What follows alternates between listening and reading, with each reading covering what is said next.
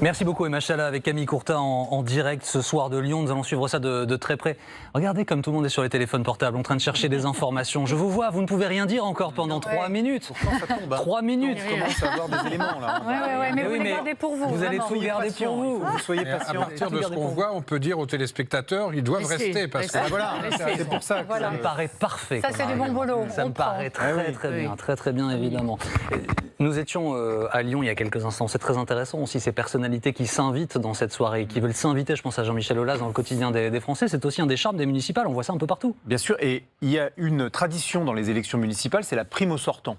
Et elle avait marché à plein en 2020 parce que le contexte du Covid était très inquiétant et nos concitoyens se sont tournés vers des figures connues en disant « bon, allez, on revote pour celui qu'on connaît ».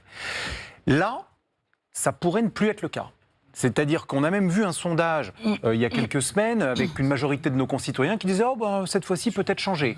Bon, donc ça c'est un des éléments qu'il faudra avoir en tête et l'arrivée de personnalités de la société civile qui s'essayent à la chose politique, peut-être pourront profiter de cette primo sortant qui peut-être jouera moins fort cette fois-ci. Alors, très rapidement, je vais vous poser ma question préférée de la soirée à Arlette Chabot avant qu'on arrive vraiment vers nos estimations, nos résultats. Premier tour de l'élection présidentielle ce soir avec ces municipales, oui ou non? Moi, j'attends la semaine prochaine pour répondre à votre question. Oui, je parle des municipales dans l'ensemble. Oui. C'est ça qu'on doit se dire. Peut-être pas vraiment ce soir, mais les municipales. Les choix qui seront faits dans la soirée nous donneront sans doute une indication pour l'élection présidentielle. Je m'en tire comme ça. Moi, je dis mardi 18h. Mardi Voilà. 18h, quand nous saurons les choix des états-majors. Pourquoi non, Valérie Nataf? Moi, je dis non parce que les candidats, et on a vu que Éric Ciotti arrive à son QG de Nice. Voilà, l'un des hommes à suivre de cette soirée, on rappelle le avec duel. Christian Estrosi, ça se passe à Nice. On regardera ça dans quelques instants en direct. Nous y sommes. Bienvenue dans cette édition spéciale. Alors que le monde s'embrasse, que les municipales ont pris des airs de premier tour de l'élection présidentielle, près de 35 000 communes jouent actuellement leur avenir. C'est autant de batailles et nos équipes sont mobilisées partout pour vous faire vivre cette soirée. Le RN et le FI vont-ils gagner des villes? Les écologistes vont-ils pouvoir les gagner? Le bloc central, dans quel état sortira-t-il de cette soirée? Ces personnalités qui jouent leur avenir, je pense notamment à Édouard Philippe. Réponse tout de suite avec l'estimation de notre partenaire Philippe. Première estimation au Havre. Édouard Philippe arrive largement en tête ce soir, 43,8% des voix devant le divers gauche Jean-Paul Lecoq et François Keller pour l'UDR et le RN qui peuvent se maintenir s'ils le souhaitent. C'est un résultat définitif pour le Havre. Du côté de Roubaix, eh bien regardez, David Guiraud de la France Insoumise réussit son pari pour l'heure, 46,5%. C'est important, au-delà de certains sondages même. Il laisse derrière lui divers droite, divers gauche ou encore le Rassemblement national. Autre estimation que nous pouvons vous proposer ce soir, c'est Nîmes. À Nîmes, Vincent Bouget pour les communistes arrive à égalité avec le frontiste Julien Sanchez. Les LR, les divers droites représentés par Julien Plantier pourront, s'ils le souhaitent, se maintenir dimanche prochain avec respectivement 19,5% et 15% des suffrages exprimés aujourd'hui. Sans tarder, nous prenons la direction du Havre. On vous l'a dit, notre résultat il est définitif à 7h pour le Havre et ça passe pour Édouard Philippe.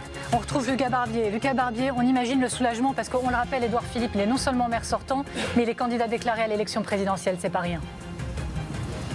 Oui, le soulagement pour Édouard Philippe au terme de ce premier tour, vous l'avez dit, plus de 43% des voix, c'est sensiblement le même score qu'en 2020, donc il y a 6 ans. En seconde position, il y a le communiste Jean-Paul Lecoq avec 33,25% des suffrages. Et la nouveauté, c'est le candidat du Rassemblement national qui s'est qualifié pour le second tour, contrairement à 2020. Édouard Philippe est attendu à son QG de campagne, situé juste derrière moi, dans les toutes prochaines minutes. Il doit prendre la parole aux alentours de 20h20. Évidemment, c'est une élection cruciale pour l'ancien Premier ministre puisqu'il est candidat aussi à l'élection présidentielle et il a soumis sa candidature à l'élection présidentielle à une victoire au Havre dimanche prochain.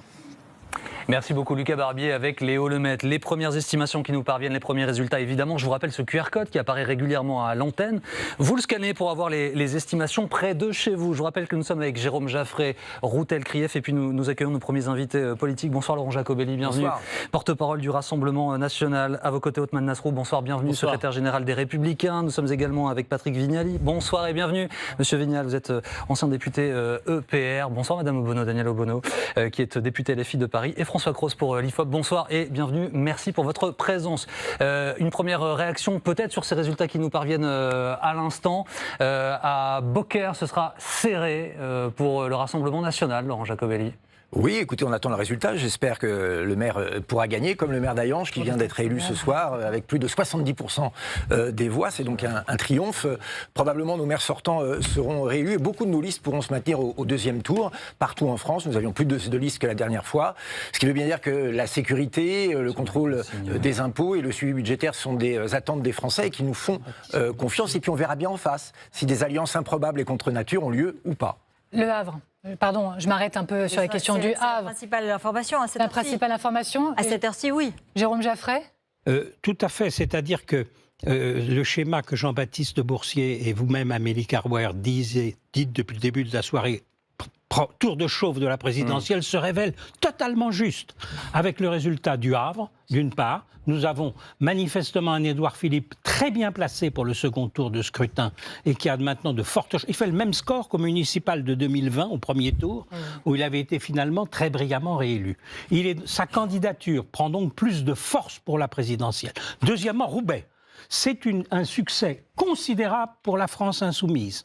David Guiraud, député, est en pole position pour gagner la mairie de Roubaix. C'est un événement politique Justement, aussi important. Jérôme, je me permets de vous interrompre, car nous sommes avec Julie Calderon en direct de Roubaix.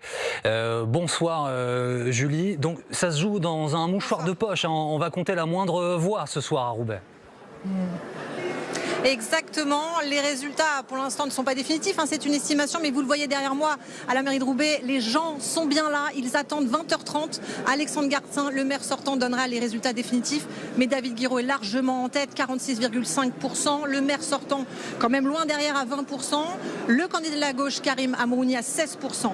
Alors une chose est sûre, c'est qu'il y aura quand même 4 candidats sur la ligne de départ pour ce second tour. Il y aura aussi la candidate du Rassemblement national, Céline Saya. Alors à un moment, il avait été question que la gauche et la droite s'unissent pour faire barrage à David Guiraud. C'est beaucoup trop tôt pour le dire, mais une chose est sûre, ici à Roubaix, le second tour, la campagne du second tour commence maintenant. Julie Calderon avec Stéphane de Perron, évidemment, David Guiraud qui est largement en tête du côté de Roubaix ce soir. Pas le mouchoir de poche. Bon, Daniel Obono, bien sûr, je me tourne vers vous. Ça y est, c'est une première victoire. Et symbole de quoi, selon vous, pour aujourd'hui, mais pour la suite? Parce qu'on sait très bien que chacun va essayer de nationaliser le scrutin. Et vous?